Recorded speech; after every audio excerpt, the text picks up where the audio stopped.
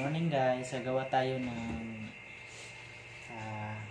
lunas ng sipon at ubos especially sa bata. Kasi po ginagawa ko ito ngayon kasi yung asawa ko at anak ko ay mayroong ubo at sipon at yung ina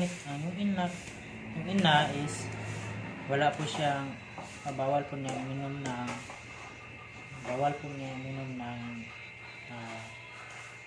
mga medicine dahil ito nakaubos ng gatas niya kasi baka maubusan ng pandidi sa kanyang anak. So ang ginawa ko is nagawa tayo ng malunggay para sa gamot para sa ubo at sipon. Napakabisa po ito guys.